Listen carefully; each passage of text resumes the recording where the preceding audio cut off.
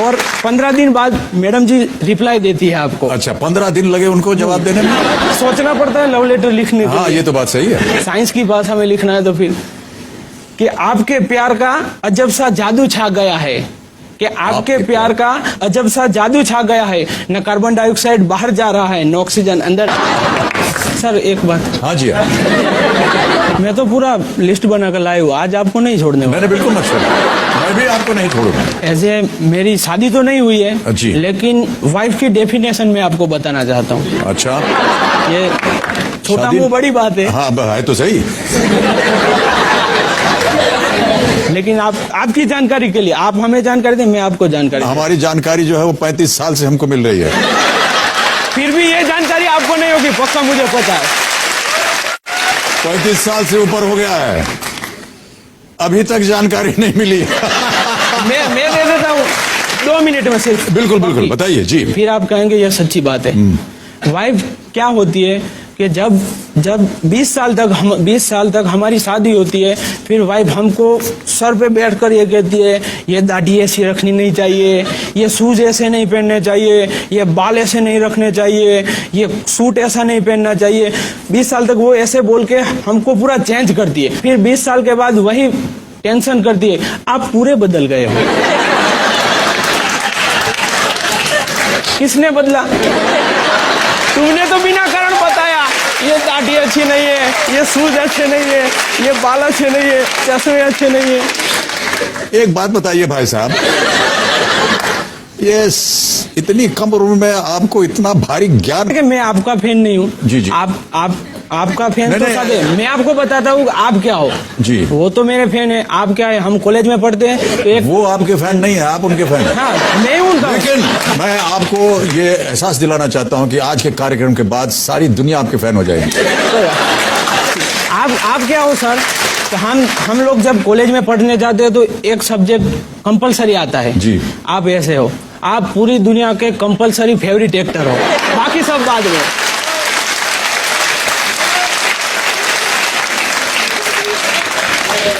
क्या कहूं मैं जी, शब्द कर दिया। ये सच्ची बात है, आप सामने बैठे इसलिए नहीं कहता। जी जी।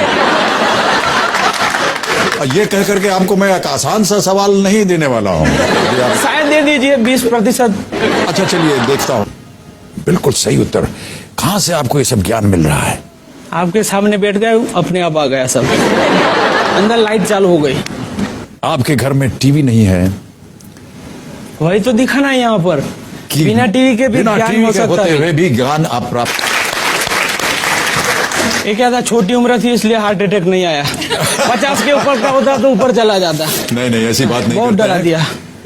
अंदर से विश्वास था लेकिन पूरा नहीं था, 90% था। 90%। चलिए सही निकला। 7 प्रश्नों का आपने सही उत्तर दे दिया है। 3,20,000 टिकटिकी रुपए। चली गई ना, टिकटिकी श्रीमती जी गए। वो भी अच्छा किया आपने। अभी एक बात, जी हाँ, एक बात और। पूरे विश्व में जितने फोटोग्राफर है और यहाँ पर भी जितने, उन सब के लिए एक शायरी बोलना चाहता हूँ। जी जी। कि ए मेरे फोटोग्राफर, आप तस्वीर तो हर बार हमारी खींच लेते हो।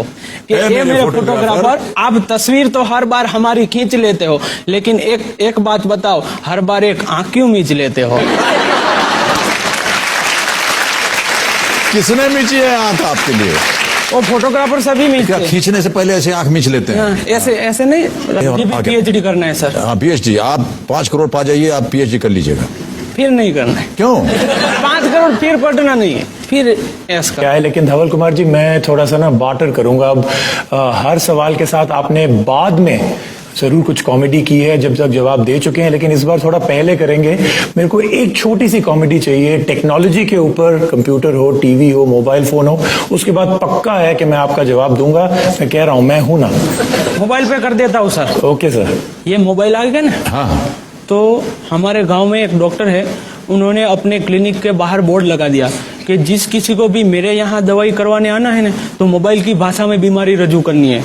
ऐसे नहीं कहना है सर मुझे बुखार है, मुझे सिर में दर्द है, मुझे कैंसर है, मुझे टीबी है, ऐसे नहीं। हाँ। मोबाइल की भाषा में ही बीमारी उनको बताना है। अच्छा। तो फिर मेरे एक फ्रेंड को पेट में जुलाब हो गया एक दिन, तो वो डॉक्टर के पास गया तो जुलाब ही हुआ, पेट में जुलाब, मतलब वही बात हो गई।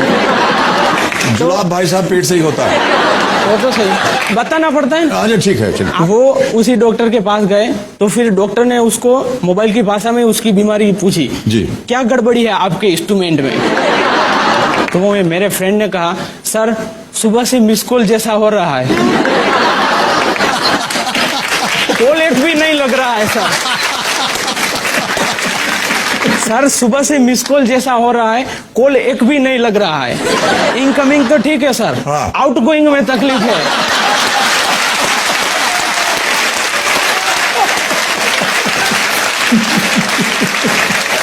और भी है क्या? ओहो। वाइब्रेटर तो ठीक है लेकिन सेव नहीं किए ऐसे रिंगटोन बज रहे हैं पीछे। तो डॉक्टर ने बताया जी। बेटा आप कवरेज क्षेत्र के बाहर निकल गए हैं, आपकी पूरी बैटरी डिस्चार्ज हो गई है, आप रोमिंग में चले गए हैं, आपको मैं 3 SMS देता हूं, आप सुबह शाम दोपहर लीजिए, जैसे आपके मिस कॉल चालू हो जाए ऐसे एक कॉल मुझे कर दीजिए।